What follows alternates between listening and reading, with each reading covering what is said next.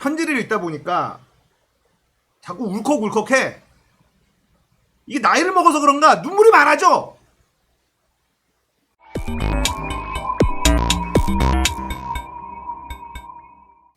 안녕하세요. 딱딱한 뉴스를 쉽고 재밌게 풀어드리는 시사건건 홀수영입니다. 자, 이번에 다뤄볼 이야기는 박원순 시장님 배우자 강란희 여사의 편지 이야기입니다. 자, 박원순 서울시장이 극단적인 선택을 했었죠. 그렇게 우리는 황망하게 박원순이라는 소중한 인물을 잃었습니다. 자, 그 이유는 여러분들이 다 아실 건데요. 확실한 증거가 나온 것도 없죠. 김재련 변호사라는 인물이 등장을 했습니다. 그리고 피해를 당했다라고 주장하는 사람은 이름도 얼굴도 공개되지 않았습니다. 2차 가해 운운하면서 뒤에 숨어버렸죠. 박원순을 아는 사람들은 박원순이라는 인물이 그럴 리가 없다 이렇게 생각하고 있습니다. 그리고 중립적으로 바라본다 하더라도 그 어떠한 증거도 나오지 않는다는 것에 대해서 의문을 가지고 있는 시민들도 굉장히 많습니다. 자, 강란희 여사가 쓴 편지를 좀 보면서 이야기를 더 풀어보도록 할게요. 박원순의 동지 여러분, 강란희입니다. 우리 모두 끝이 없는 어두운 터널을 지나고 있는 힘겨운 시간입니다. 이렇게 어려운 상황에도 저희 가족에게 따뜻한 마음을 전해주셔서 큰 힘이 되고 있습니다.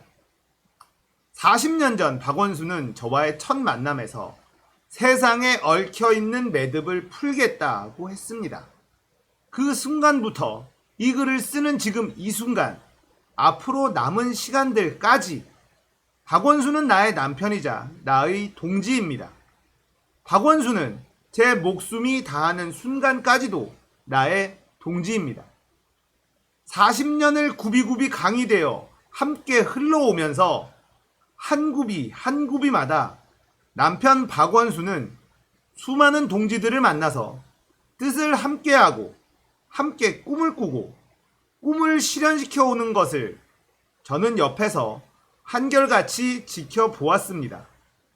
그런데 이번 박 기사의 입장문을 본 후 저의 가족은 큰 슬픔 가운데 있습니다. 입장문 내용 중에 인권위의 성땡땡 판결을 받아들이고 박원순의 공과 과를 구분하고 완전한 인간은 없다는 내용이 있습니다. 아직 진실은 밝혀지지 않았다고 저는 생각하고 있습니다. 나의 남편 박원순은 그런 사람이 아닙니다. 나의 남편 박원순은 그런 사람이 아니라는 걸 저는 너무도 잘 알고 있습니다. 저는 박원순의 삶을 믿고 끝까지 신뢰합니다. 40년을 지켜본 내가 아는 박원순 정신의 본질은 도덕성입니다. 도덕성의 토대 위에 박원순은 세상을 거침없이 변화시켜 왔습니다. 저와 우리 가족은 박원순의 도덕성을 믿고 회복시켜야 한다고 생각합니다. 이것이 박원순 추모에 있어서는 근간이 되고 이러한 추모를 통해 우리는 박원순과 함께 세상을 변화시키는 우리의 꿈을 이어갈 것입니다. 박원순의 평생 동지 여러분, 지금까지 박원순을 잘 지켜주셔서 감사드립니다. 힘겨운 시간이 우리 앞에 있습니다. 저는 호흡을 가다듬고 신발끈을 동여매고 천천히 무엇을 어떻게 해야 그를 끝내 지킬 수 있을지 온 마음을 다해 고민할 것입니다. 고민하여 행동할 것입니다. 동지 여러분도 잘 해 나가실 거라 믿습니다. 감사합니다. 2021년 2월 6일 강란희 드림. 편지를 읽다 보니까 자꾸 울컥울컥해. 이게 나이를 먹어서 그런가 눈물이 많아져. 박원순의 명예를 우리가 되찾아줘야 됩니다. 자, 이 편지는 인권위에 보낸 탄원서입니다. 존경하는 인권위원장님, 인권위원 여러분께 지난 여름 서로를 사랑하고 존중하고 신뢰하던 우리 가족이 한순간 파괴되어 산산이 흩어졌습니다. 남편의 부재, 아빠의 부재. 그날 이후 시간은 정지되어 어제도 없고 오늘도 내일도 없이 흘러가지 않았습니다. 저희는 죽음의 삶을 살아가고 있습니다. 최근 법원의 무참한 판결 앞에 저희는 또다시 무너져 내리고 암흑 속에 갇혔습니다. 나의 남편 박원순은 그런 사람이 아닙니다. 나의 남편 박원순은 평생을 온전히 인권과 공익을 위해 자신을 바친 사람입니다.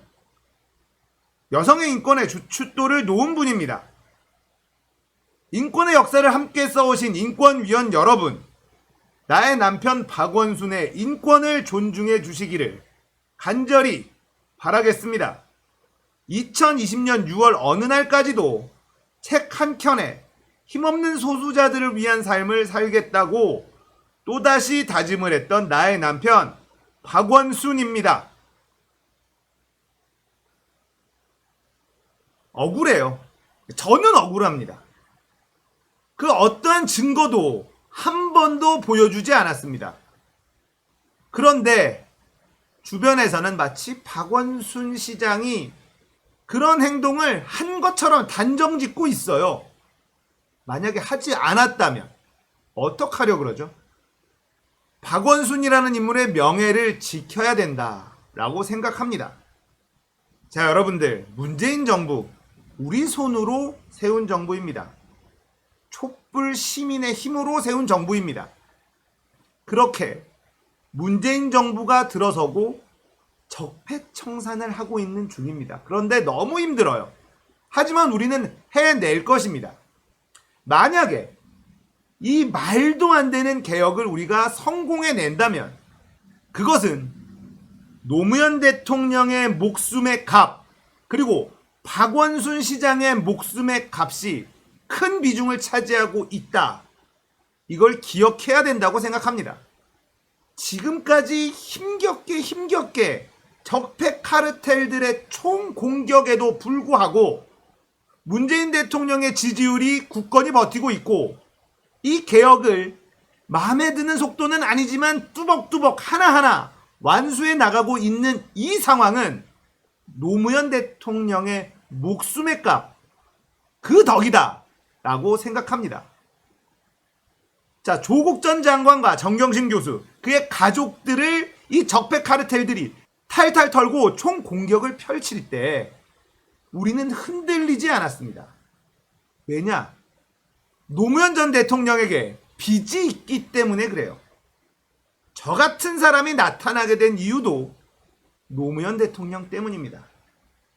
노무현 대통령 임기 내내 이 적폐 카르텔들의 공격을 수도 없이 받았습니다. 끝없이 받았습니다. 그런데 그럴 때 저는 여러분들 중에 일부는 흔들렸어요. 이게 다 노무현 때문이다. 다들 그렇게 얘기할 때 어느 정도 동조했었던 사람들. 노무현 대통령을 잃고 나니까 그때 왜 내가 그렇게 생각하고 행동했었을까? 내가 왜 노무현이라는 사람을 지켜주지 못했을까?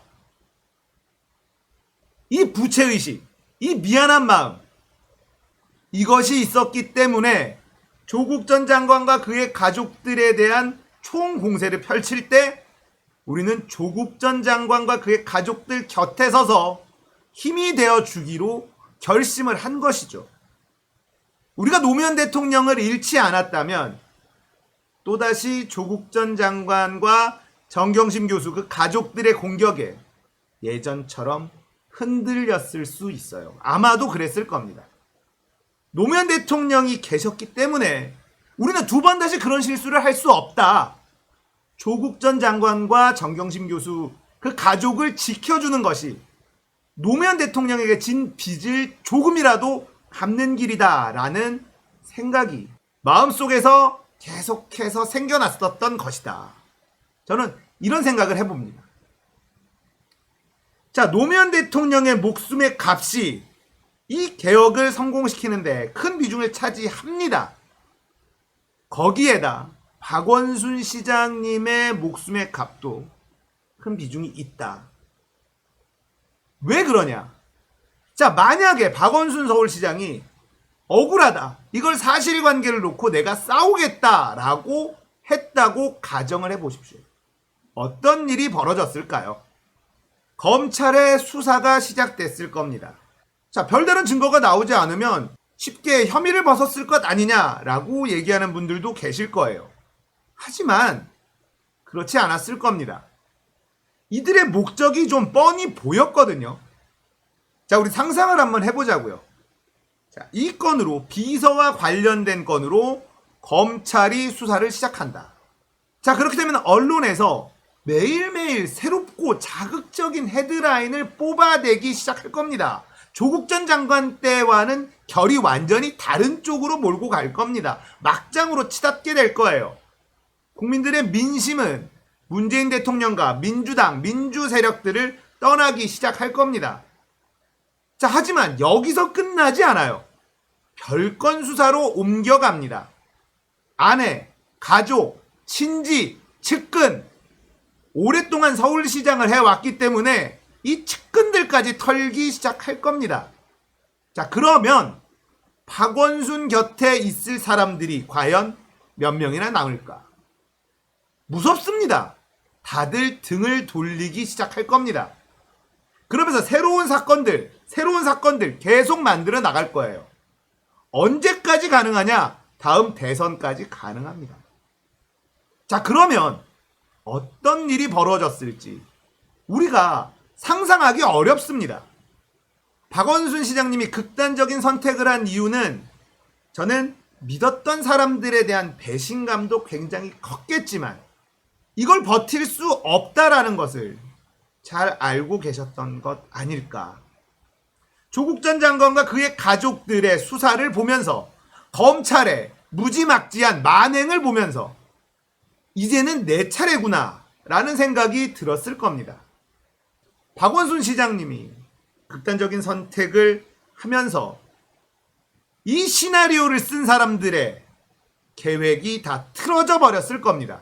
이게 아닌데, 이거 그냥 쭉쭉 몰고 가면서 별건 수사, 측근 수사 넘어가고 온갖 비리 종합 세트로 만들어서 문재인 정부와 박원순 시장 연결고리 찾고 흙탕물 만들어 놓고 언론과 검찰이 대대적으로 쏟아내고 국민의 집이 뒤에서 응원해주고 다음 대선 가져오고, 이 플랜이 깨져버린 거예요.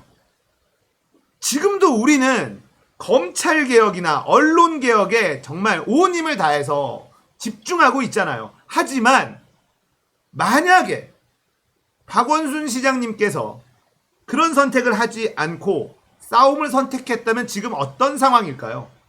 온통 박원순, 서울시, 비리 이런 것으로 언론에 도배되고 모든 이슈는 여기로 향해 있을 겁니다.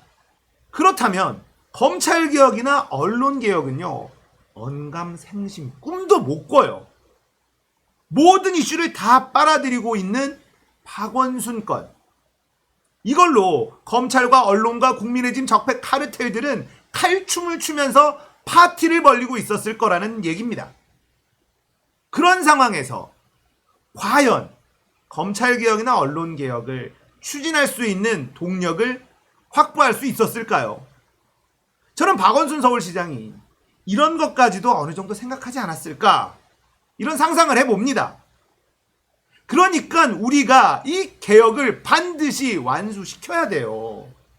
꼭 완수해야 됩니다. 노무현 대통령의 목숨과 박원순 시장의 목숨, 이 두 인물의 목숨의 가치를 생각한다면 꼭